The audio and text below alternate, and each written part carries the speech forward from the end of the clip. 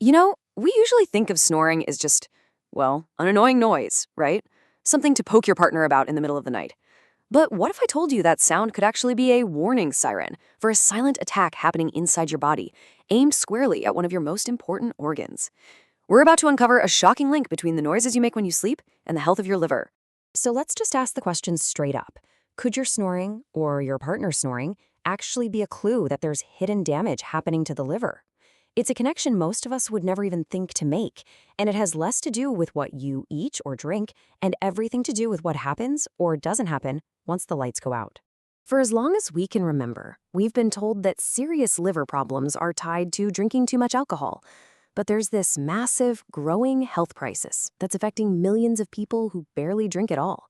And the real culprit? Well, it might just be hiding in what goes on while you're fast asleep. Okay, so first things first. Let's talk about the actual condition at the center of all this.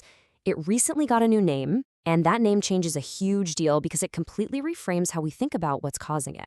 It's called metabolic-associated steatotic liver disease, or MASLD for short. Now, the most important word in that whole long name is metabolic. The medical world literally renamed this thing to make it absolutely clear that this isn't just about alcohol anymore. This is about a fundamental problem in your body's metabolism, in how it handles energy.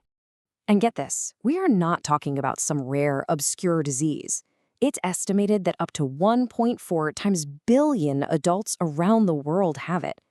To put that into perspective, that's about 1 out of every 6 people on the entire planet. Think about that. 1 in 6 people are dealing with a condition that most don't even know exists. So the big question is, how does this even happen? Especially while you're just, sleeping. Well, the whole story starts with something that is way, way more serious than just simple snoring. You see, that loud snoring is often the #1 symptom of something called obstructive sleep apnea. And this isn't just a noisy habit, it's a serious medical event. With sleep apnea, your airway literally closes off while you sleep and you stop breathing. Your body starts to suffocate, and this can happen over and over again, sometimes hundreds of times in a single night. And this quote right here, it just nails the core of the problem. Every single time you stop breathing, your oxygen levels plummet and poisonous carbon dioxide builds up. Your brain goes into panic mode, and it jolts you awake just enough for you to gasp for air.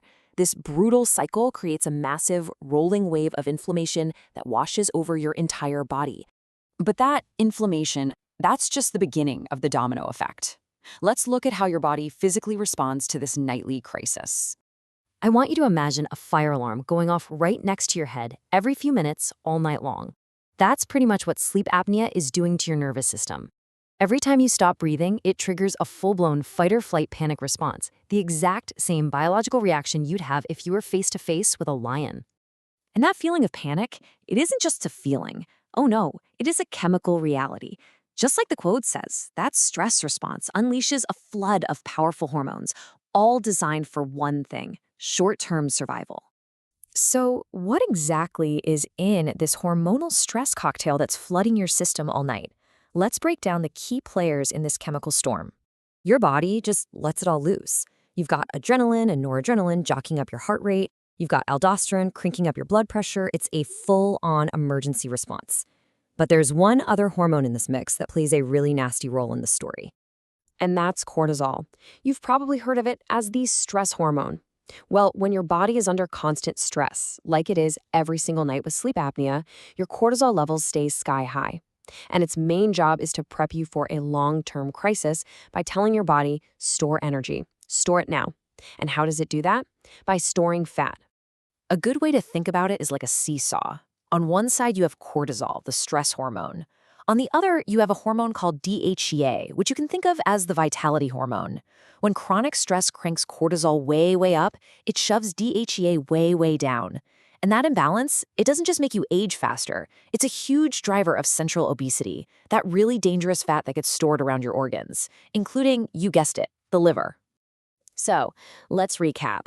You've got this nightly flood of stress hormones and inflammation, and it's all screaming at your body to store fat. So the billion-dollar question is, where does all that fat end up going? Well, your body is desperate for a place to put all this emergency fuel. And one of the quickest, most convenient storage depots it has is your liver. So night after night, this excess fat gets shoved into your liver cells. I love this quote because it makes it so easy to understand. We all get that fatty deposits or plaque building up in our arteries is a really bad thing, right? Well, this is the exact same process. It's just happening in a different part of your body. Fat in your arteries is heart disease. Fat in your liver, that's MASLD. Now, at first, the liver just gets, well, fatty. But this constant nightly state of alarm and inflammation starts to cause real damage. The body tries to heal itself by creating scar tissue. That's called fibrosis. And if that keeps going unchecked, it can lead to cirrhosis, which is severe, irreversible scarring where the liver basically just gives up and stops working. Okay, I know all of that sounds pretty terrifying, but here is the most important part of this whole story. Because we now understand exactly how this works, we know how to stop it. This whole process is often completely reversible if you catch it early enough. So, what's the game plan? Step 1, and this is the absolute most important one, is to shut off that nightly fire alarm. You have to address the root cause, which means getting screened for and treating sleep apnea. From there, you can support your body's recovery by reducing your overall stress, getting more movement in your day, and switching to an anti-inflammatory diet to help your liver heal itself. So how do you know if you should get checked out? Well, listen to your body. And hey, maybe listen to your partner. Loud snoring and, of course, being told you stop breathing are the classic signs. But so is waking up choking or gasping for air. Stubborn high blood pressure that doesn't respond to meds, constant brain fog, or just feeling totally exhausted during the day no matter how much you think you slept. So many of us, we work so hard on what we eat. We try to exercise, we focus on our health during the day, but we completely ignore the 8 hours we spend unconscious every night. So I'll leave you with this question. You're doing all the right things, but could the quality of your sleep be the single biggest hidden blind spot in your entire health puzzle?